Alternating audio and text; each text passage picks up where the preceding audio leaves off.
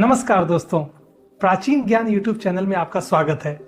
ज्ञान के मार्ग में पीछे नहीं रहना चाहते तो जुड़े हमारे चैनल के साथ और पाइए ज्ञानवर्धक जानकारियां प्रतिदिन बिल्कुल मुफ्त में। चलिए जानते हैं आज की महत्वपूर्ण जानकारी को।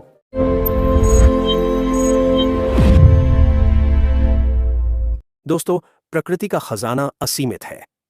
इसमें अनगिनत ऐसी वनस्पतियां, जड़ी बूटियां और पौधे हैं जो मानव स्वास्थ्य के लिए किसी वरदान से कम नहीं हैं। इन्हीं में से एक पौधा है जिसे आज की दुनिया में इंसुलिन पौधा के नाम से जाना जाता है। यह नाम ही इसके गुणों की ओर संकेत करता है। मधुमेह या रक्त शर्करा की अधिकता, जो आज विश्व भर में एक बड़ी स्वास्थ्य चुनौती बन गई है, उसके प्रबंधन में इस पौधे की भूमिका को लेकर बहुत चर्चा होती है। पर यह पौधा आया कहां से? इसकी जड़ें कहां हैं? इसकी कहानी क्या है? इस पौधे का वानस्पतिक नाम कॉस्टस इग्नियस है। यह कॉस्टेसी कुल का सदस्य है, जो अदरक परिवार से जुड़ा हुआ है। इसके नाम का इग्नियस शब्द अग्नि का प्रतीक है, जो शायद इसके चमकदार नारंगी लाल फूलों की वजह से रखा गया होगा। यह पौधा देखने में बहुत सुंदर होता है। इसकी पत्तियां चौड़ी, हरी और चमकदार होती हैं, जो एक सर्पिल तने के चारों ओर उगती हैं। यह पौधा उष्णकटिबंधीय जलवायु का निवासी है। इसकी उत्पत्ति की कथा हमें दक्षिण और मध्य अमेरिका के घने हरे भरे जंगलों में ले जाती है।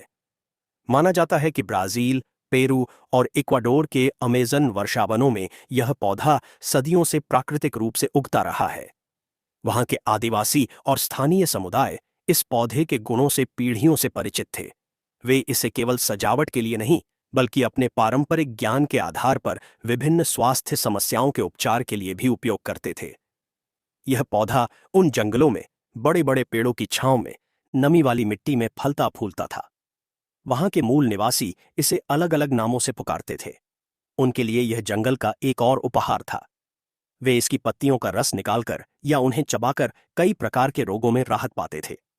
कुछ समुदाय इसे गुर्दे की पथरी या मूत्र संबंधी समस्याओं के लिए भी प्रयोग में लाते थे। मधुमेह के लिए इसका पारंपरिक उपयोग कितना पुराना है, यह कहना कठिन है, पर यह निश्चित है कि इसके स्वास्थ्य लाभों की पहचान बहुत पहले हो चुकी थी।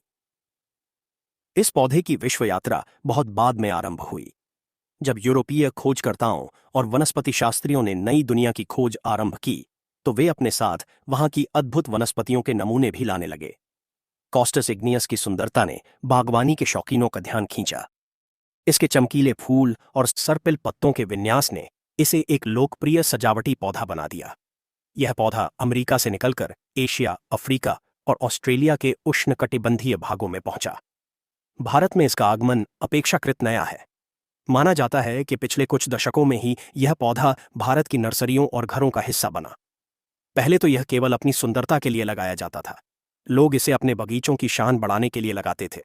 लेकिन भारत की भूमि, जहां आयुर्वेद और जड़ी बूटियों का ज्ञान जन जन में व्याप्त है, वहां इस पौधे के दूसरे गुण छिपे नहीं रह सके। इंसुलिन पौधा नाम का प्रचलन भारत में ही हुआ। यह कोई प्राचीन या शास्त्रीय नाम नहीं है। यह नाम उन लोगों द्वारा दिया गया जिन्होंने मधुमेह के प्रबंधन में इसके संभावित लाभों को अनुभव किया। जब कुछ लोगों ने इसकी पत्तियों को चबाया और अपने रक्त शर्करा के स्तर में सुधार पाया, तो यह बात तेजी से फैली। चूंकि इसका प्रभाव शरीर में इंसुलिन की क्रियाविधि या रक्त शर्करा के नियंत्रण से जुड़ा हुआ प्रतीत हुआ, इसलिए इसे इंसुलिन पौधा कहा जाने लगा। यह नाम इतना लोकप्रिय हुआ कि आज हर कोई इसे इसी नाम से जानता है। इसकी उत्पत्ति कथा एक साधारण जंगली पौधे से एक विश्व प्रसिद्ध औषधीय पौधे बनने की यात्रा है। यह कहानी बताती है कि कैसे प्रकृति के रहस्य धीरे धीरे खुलते हैं और कैसे पारंपरिक ज्ञान आधुनिक दुनिया के लिए प्रासंगिक बन सकता है। अमेज़न के जंगलों से निकलकर भारतीय घरों के गमलों तक पहुंचना और फिर इंसुलिन पौधा जैसा महत्वपूर्ण नाम पाना इस पौधे की महत्ता को दर्शाता है। यह पौधा आज दुनिया के कई हिस्सों में उगाया जाता है। इसे लगाना आसान है और यह तेजी से बढ़ता है। इसकी देखभाल के लिए विशेष परिश्रम की आवश्यकता नहीं होती, बस इसे नमी और हल्की धूप चाहिए। इसकी यही सरलता इसे आम लोगों के लिए सुलभ बनाती है। इसकी उत्पत्ति की कहानी हमें याद दिलाती है कि प्रकृति ने हमें स्वस्थ रहने के लिए अनेक साधन दिए हैं, बस उन्हें पहचानने और सही ढंग से उपयोग करने की आवश्यकता है। यह पौधा उसी खोज का एक जीता जागता प्रमाण है। 7 दिनों में शुगर नियंत्रण का दावा। इंसुलिन पौधे के साथ जो सबसे चमत्कारी और चर्चित बात जुड़ी हुई है वह है इसका मधुमेह पर प्रभाव। यह दावा बहुत प्रचलित है कि इस पौधे का सिर्फ एक पत्ता प्रतिदिन चबाने से 7 दिनों के भीतर ही बढ़ा हुआ शुगर का स्तर नियंत्रण में आ जाता है।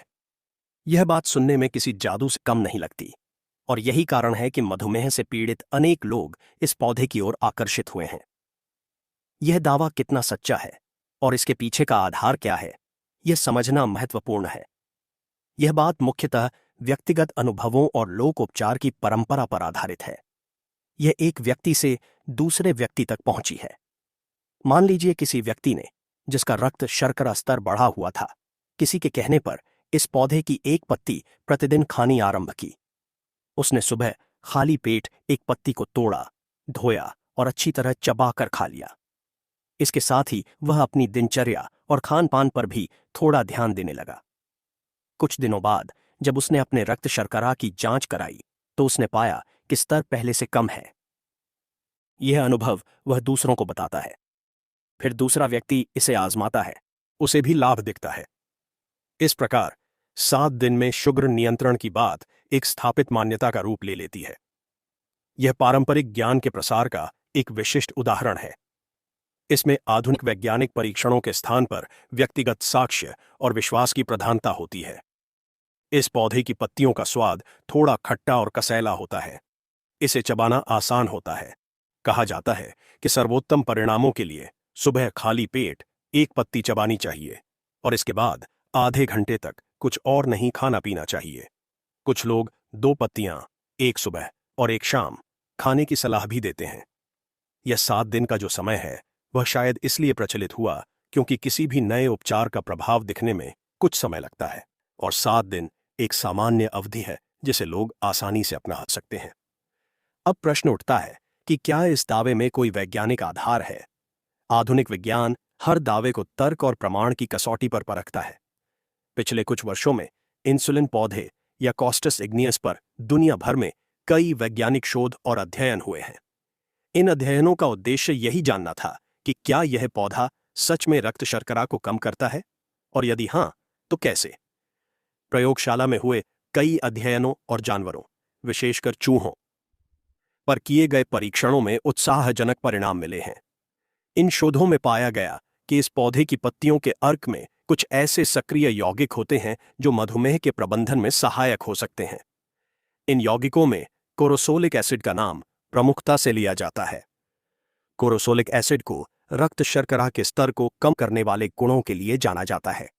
ऐसा माना जाता है कि यह शरीर में ग्लूकोज के चयापचय को बेहतर बनाता है और कोशिकाओं की इंसुलिन के प्रति संवेदनशीलता को बढ़ाता है। इसका अर्थ यह है कि यह पौधा शरीर को उपलब्ध इंसुलिन का बेहतर उपयोग करने में मदद कर सकता है। कुछ अध्ययन यह भी संकेत देते हैं कि यह आंतों में शर्करा के अवशोषण को धीमा कर सकता है, जिससे भोजन के बाद रक्त शर्करा में होने वाली एकदम से बढ़ोतरी को रोकने में मदद मिलती है। तो जो पारंपरिक दावा है उसे आधुनिक शोध से कुछ बल अवश्य मिलता है। यह पौधा केवल एक भ्रांति नहीं है, इसमें वास्तव में कुछ औषधीय गुण हैं, लेकिन यहां कुछ बातें बहुत स्पष्ट रूप से समझनी होंगी। पहला, 7 दिनों में शुगर नियंत्रण का दावा हर किसी के लिए एक जैसा काम नहीं करता। हर व्यक्ति का शरीर अलग होता है। मधुमेह का प्रकार, उसकी गंभीरता, व्यक्ति की आयु, उसका खान पान और उसकी जीवन शैली, ये सभी बातें परिणाम को प्रभावित करती हैं। हो सकता है किसी को 7 दिन में लाभ दिखे, किसी को 15 दिन लगें, और किसी को शायद उतना लाभ न भी दिखे जितना अपेक्षित हो। दूसरा और सबसे महत्वपूर्ण, यह पौधा किसी भी स्थिति में मधुमेह के स्थापित चिकित्सकीय उपचार का विकल्प नहीं है। यदि कोई रोगी पहले से चिकित्सक द्वारा दी गई औषधियां ले रहा है या इंसुलिन के इंजेक्शन ले रहा है, तो उसे केवल इस पौधे के भरोसे अपना उपचार बंद नहीं करना चाहिए। ऐसा करना बहुत खतरनाक हो सकता है और इसके गंभीर परिणाम हो सकते हैं। इस पौधे को एक पूरक उपचार के रूप में देखा जाना चाहिए। आप अपने चिकित्सक से परामर्श करने के बाद अपनी नियमित दवाओं के साथ साथ इसका सेवन आरंभ कर सकते हैं। चिकित्सक ही आपकी स्थिति को देखकर सही सलाह दे सकता है। हो सकता है कि इस पौधे के सेवन से आपकी दवाओं की मात्रा को कम करने में मदद मिले, लेकिन यह निर्णय पूरी तरह से आपके चिकित्सक का ही होना चाहिए। तीसरा, मात्रा का ध्यान रखना भी आवश्यक है। एक पत्ता एक सामान्य माप है, लेकिन पत्तियों का आकार छोटा बड़ा हो सकता है। अधिक मात्रा में इसका सेवन करने से रक्त शर्करा का स्तर बहुत अधिक कम हो सकता है, जो हाइपोग्लाइसीमिया नामक एक खतरनाक स्थिति पैदा कर सकता है। इसके अलावा कुछ लोगों को इससे एलर्जी या पेट संबंधी कोई और परेशानी भी हो सकती है। इसलिए इस पौधे से जुड़ा 7 दिनों में शुगर नियंत्रण का दावा एक उम्मीद जगाता है और पारंपरिक ज्ञान की शक्ति को दिखाता है। यह बताता है कि हमारे आसपास ऐसे कई प्राकृतिक समाधान मौजूद हैं जो हमारी मदद कर सकते हैं। वैज्ञानिक शोध भी इसकी क्षमता की पुष्टि कर रहे हैं, लेकिन इसे एक चमत्कारी या जादुई इलाज मान लेना सही नहीं है। इसे विवेक, सावधानी और चिकित्सकीय परामर्श के साथ ही अपनाना चाहिए। मधुमेह एक दीर्घकालिक स्थिति है जिसके प्रबंधन के लिए निरंतर प्रयास की आवश्यकता होती है। इसमें संतुलित आहार, नियमित व्यायाम, तनाव मुक्त जीवन और सही औषधियों की भूमिका सबसे महत्वपूर्ण है। इंसुलिन पौधा इस प्रयास में एक सहायक की भूमिका निभा सकता है, लेकिन यह पूरी लड़ाई अकेले नहीं लड़ सकता। इसकी उत्पत्ति कथा हमें प्रकृति के उपहारों से परिचित कराती है और इसका औषधीय दावा हमें उन उपहारों का सही उपयोग करने की जिम्मेदारी सिखाता है। दोस्तों, ये थे आज की जानकारी। इस वीडियो को आगे शेयर करना न भूलना। यह एक छोटी सी जानकारी बहुत सारे लोगों को उनके मधुमेह के समस्या को ठीक करने में काम आएगा। आपके एक शेयर किसी की जीवन को बर्बाद होने से बचा सकता है। आगे आपकी मर्जी। धन्यवाद।